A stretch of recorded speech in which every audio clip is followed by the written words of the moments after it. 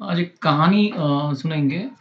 ये कहानी के माध्यम से हम वोल्टेज ऑफ अ सेल ये समझने की कोशिश करते हैं। ये कहानी के माध्यम से हम लोग वोल्टेज ऑफ अ सेल जो है उसको समझने की कोशिश करते हैं। ये इस कहानी के कैरेक्टर्स हैं। ये कैरेक्टर्स क्या है? एक थीफ है, एक ट्रैवलर है, थीफ है, एक ट्रैवलर है जिसका नाम है क्यू, और या फिर इस ट्रैवलर को क्यू ना देते हुए हम लोग उसका नाम रखेंगे वन कूलम। उसका नाम रखेंगे वन कूलम। एक थीफ है, एक ट्रैवलर है,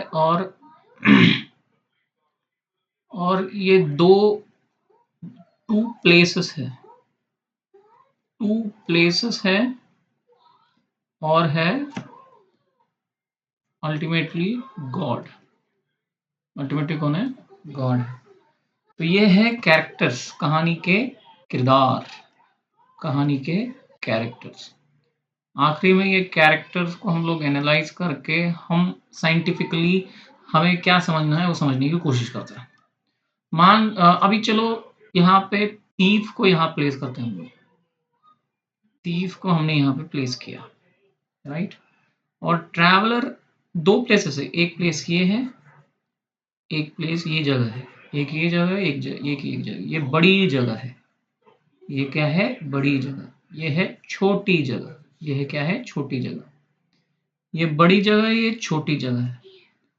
अगर ये जगह बड़ी है तो ये जगह बड़ी है, ये बड़ी जगह में रहने के लिए ये जो ट्रैवलर है इसको और ये ट्रैवलर को इसी जगह पे रहना है। ये ट्रैवलर को लगेंगे पैसे कितने? मान के चलो 5 रुपए। और ये जगह पे रहने के लिए उसको अगर किसी को कोई पैसे लगते हैं 2 रुपए। कितने? 2 रुपए। अब ये ट्रैवलर बड़ी जगह से निकल रहा है, बड़ी जगह से निकल रहा है। ये ट्रैवल किया इसने, ट्रैवल करते करते बड़ी जगह से ट्रैवल किया, ट्रैवल करके रास्ते में उसको थीफ मिला। कौन मिला? थीफ मिला, चोर। ये चोर ने उससे 3 रुपए चुरा लिया। कितने रुपए चुरा लिए? 3 रुपए चुरा लिए। अब उसने जो है 3 रुपए चुरा लिए और उसके पास बचे 2 रुपए। अब ये 2 रुपए से वो कहाँ जाएगा? छोटी जगह पे जाएगा। कहाँ जाएगा? छोटी जगह पे जाएगा। अब ये 2 रुपए से छोटी जगह मिलती रहने के लिए। लेकिन यहाँ पे उन्होंने क्या, ये छोटी जगह से बड़ी जगह जाने के लिए इतना रास्ता है और अंदर में, ये अंदर के रास्ते को तय करने के लिए यहाँ से यहाँ जाने के लिए उसको 3 रुपए लगेंगे, और क्योंकि उसके पास 2 रुपए है। 3 रुपए थीफ ने चुरा दिया। जो थीफ ने चुराया है उसको किसने दे दिया? गॉड ने दिया। गॉड ने ये ट्रैवलर को क्या दिए? 3 रुपए दिए। 2 रुपए ऑलरेडी थे उसके पास, 3 रुपए दे दिए, तो वो आराम से यहाँ पे जाके बस गया। फिर से यहाँ पे जाके बस गया। यहाँ पे रुक जाएगा क्या? नहीं रुकेगा वो। यहाँ जा रुकेगा क्या? नहीं रुकेगा। फिर से वो ट्रैवल करेगा, फिर से चोर उसका 3 रुपए चुराएगा, फिर से छोटी जगह पे आएगा, फिर से भगवान देगा। ये भगवान कब तक देंगे? जब तक पापों का घड़ा भरता नहीं। जब पापों का घड़ा भर दिया, गॉड ने देना बंद कर दिया। देना बंद कर दिया तो ये ट्रैवलिंग बंद होगी, सब कुछ प्रक्रियाएं बंद हो जाती है। अब अगर हमने ये समझ लिया है तो यहाँ पे जो मतलब की चीजें हैं हमारी, वो मतलब की चीजों को हम लोग लगा देते हैं। ये थीफ क्या है? ये थीफ बल्ब है। थीफ क्या है? मान के चलो बल्ब है, कोई भी बल्ब जो ग्लो करता है। और ये जो गॉड है ये क्या है? ये सेल है। क्या है ये? सेल है। सेल की 2 जगह है, ये बड़ी जगह, ये छोटी जगह। बड़ी जगह मीन्स हाई पोटेंशियल, बड़ी जगह मीन्स हाई पोटेंशियल। छोटी जगह मीन्स क्या है? Low potential. छोटी जगह क्या है? Low potential. अपना ट्रैवलर कौन था? 1 कूलम था। ट्रैवलर कौन था? 1 कूलम चार्ज था। 1 कूलम चार्ज। ये 1 कूलम चार्ज और ₹5 मतलब मान के चलो ये सेल अगर 3 वोल्ट का है, ये सेल कितने वोल्ट का है? 3 वोल्ट का है। सेल 3 वोल्ट का है तो ये कितने वोल्ट का रहेगा? ये 5 वोल्ट का है। हायर पोटेंशियल 5 वोल्ट पे मान के चलो, और लोअर पोटेंशियल 2 वोल्ट पे। ठीक है। लोअर पोटेंशियल 2 वोल्ट पे। तो इनका वोल्टेज पोटेंशियल डिफरेंस कितना हो गया? 3 वोल्ट का पोटेंशियल डिफरेंस हो गया। 3 वोल्ट का पोटेंशियल डिफरेंस हो गया। अब समझते हैं, अगर 1 कूलम ऑफ चार्ज ये हायर पोटेंशियल से ट्रैवल करता है, तो बल्ब को उसने 3 जूल दे दिए। 1 कूलम चार्ज 5 वोल्ट से ट्रैवल करता है। कितने वोल्ट से? 5 वोल्ट से। मतलब इसके पास कितनी एनर्जी रहती है? 1 वोल्ट मतलब 1 जूल पर कूलम, 5 वोल्ट मतलब 5 जूल पर कूलम। तो 1 कूलम के पास कितनी एनर्जी रहेगी? 5 जूल की एनर्जी रहेगी। 5 जूल की एनर्जी के साथ वो गया, तीफ को 3 जूल दे दिया, और लोअर पोटेंशियल पे कितने जूल पे आई है? 2 जूल पर कूलम। मतलब इसकी एनर्जी कितनी? 2 जूल। अब ये लो एनर्जी है इसके पास हाई एनर्जी है। तो ये लो एनर्जी से हाई एनर्जी जा नहीं सकता, दूसरे किसी ने देना चाहिए उसको। कौन देगा? सेल देगा। तो cell will do work on 1 coulomb charge that is of how many joules? 3 joule का वर्क करेगा। कितने जूल का? 3 जूल का। तो अगर हमने यहाँ पे वोल्टेज को अगर पढ़ने की कोशिश की, तो voltage work done by cell, work done by cell, work done by cell कितना रहेगा? कितना सेल का वर्क डन होना चाहिए? Work done by cell will be equal to the voltage difference. मतलब इसके पास कितना था? 2 जूल था, इसके पास कितना था? 5 जूल था।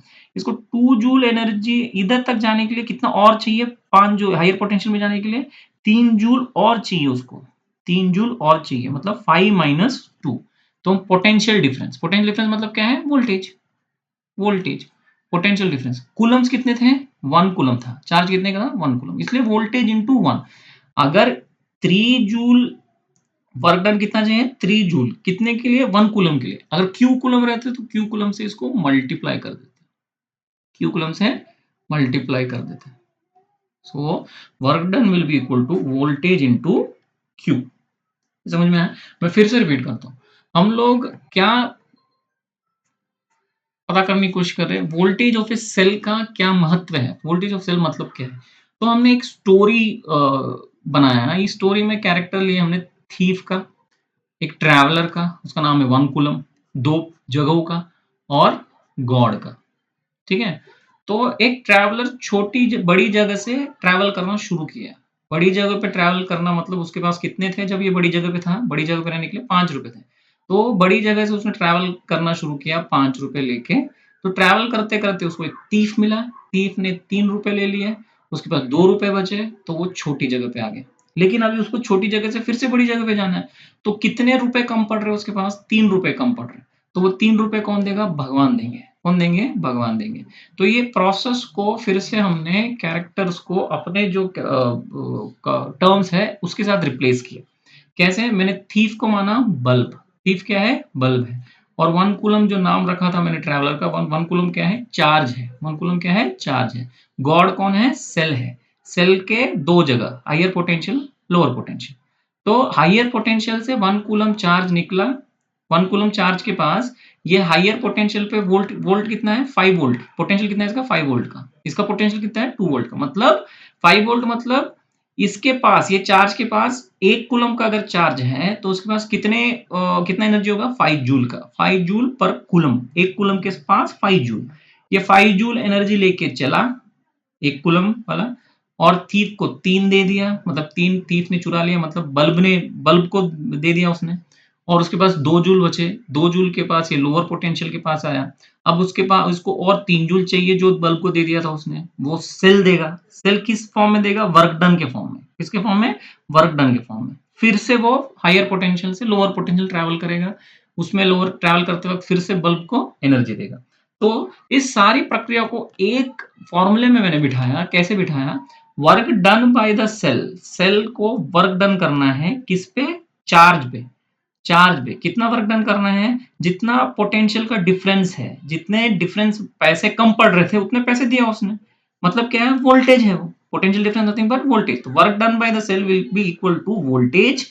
हमने कितना कूलम लिया था? 1 कूलम, इसलिए मैंने मल्टीप्लाई बाय 1 किया था। लेकिन अगर 1 कूलम ना रहते, वो क्यू कूलम्स रहता, तो मैंने मल्टीप्लाई बाय क्या करता? क्यू। Multiply by Q.